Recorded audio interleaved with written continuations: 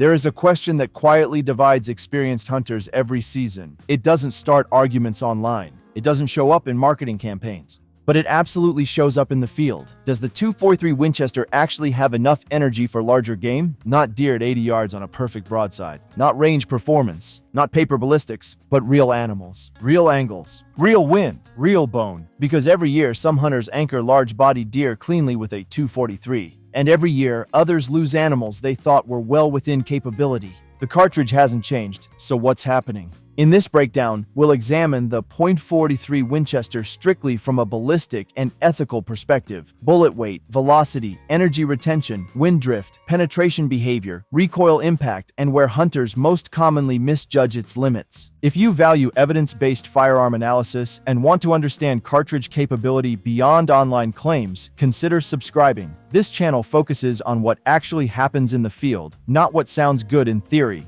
Let's examine whether the 243 truly has enough authority for larger game, or whether it operates closer to the edge than most hunters realize. Cartridge overview and intended design. The 243 Winchester was introduced in 1955 as a dual-purpose cartridge. It was designed to handle varmints with lighter bullets and deer-sized game with heavier options. Typical hunting bullet weights range from 90 to 105 grains, with muzzle velocities commonly between 2,950 and 3,100 feet per second from standard barrel lengths. On paper, these numbers look impressive. High velocity, flat trajectory, manageable recoil. But velocity alone does not determine authority on larger game. When evaluating energy, a typical 100-grain 243 load produces roughly 1,900 to 2,000 foot-pounds of energy at the muzzle. At 200 yards, that number often drops below 1,500 foot-pounds. By 300 yards, energy can fall into the 1,200–1,300 range, depending on bullet design.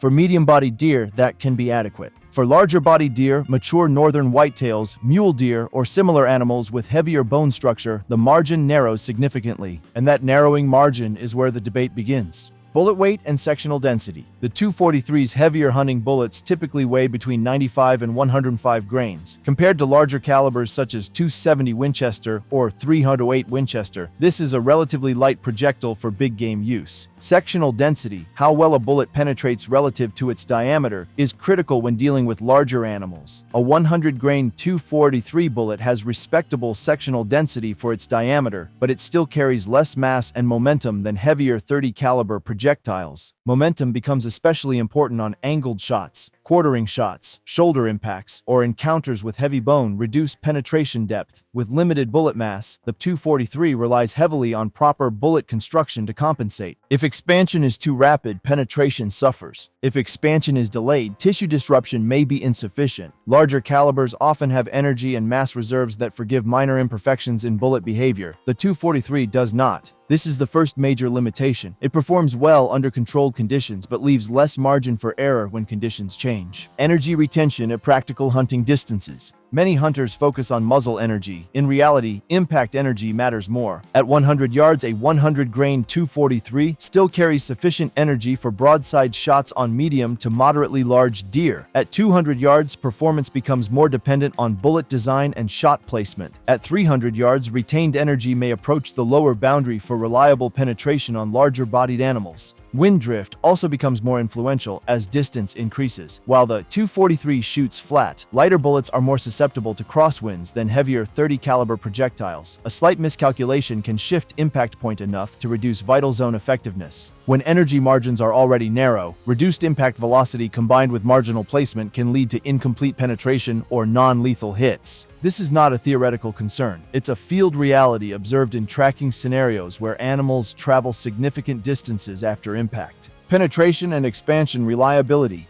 The 243's success on larger game depends almost entirely on bullet construction. Traditional cup and core bullets can expand rapidly at higher impact velocities, especially at closer ranges. While this creates significant internal damage, it can also limit penetration depth when encountering bone. Bonded or controlled expansion bullets improve penetration reliability, but even then, performance depends on maintaining sufficient impact velocity. At extended ranges, impact velocity may fall below optimal expansion thresholds. The bullet may penetrate deeply, but create a narrower wound channel, reducing immediate incapacitation and blood trail quality. This dual sensitivity to both overexpansion at close range and underexpansion at longer range means the 243 operates within a relatively tight performance window. Larger calibers with heavier bullets typically maintain more consistent expansion behavior across a broader velocity range. That consistency often makes the difference between short recovery distances and extended tracking efforts. Shot angle forgiveness. This is where the 243's limits become most evident. Broadside lung shots remain well within its capability when bullet choice is appropriate. However, steep quartering shots, frontal presentations, or shoulder-breaking attempts reduce the cartridge's margin dramatically. With limited mass and moderate momentum, the 243 is less forgiving of imperfect angles. Larger calibers may penetrate through heavy bone and still reach vital organs with authority. The 243 requires more disciplined shot selection. Hunters sometimes misjudge this because recoil is low and accuracy is excellent. Precision can create overconfidence, but ethical hunting requires not just precision, it requires penetration reserve. On larger animals, penetration reserve becomes more important than flat trajectory. Recoil and shooter consistency. One of the 243's strongest advantages is recoil management. Recoil energy is typically around half that of many 30 caliber hunting rifles, depending on rifle weight. Lower recoil improves shooter consistency, reduces flinch development, and increases practical accuracy. For youth hunters and recoil-sensitive shooters, this advantage is significant. In many cases, better shot placement with a 243 may outperform poorer placement with a heavier caliber. However, recoil reduction should not be confused with terminal authority. The cartridge's mild behavior at the shoulder does not increase its mass or penetration capacity downrange. This creates a subtle psychological trap. Because it feels easy to shoot, hunters may assume it offers more capability than physics supports, where hunters most commonly misjudge it. The 243 Winchester is frequently pushed into roles it was not originally optimized for.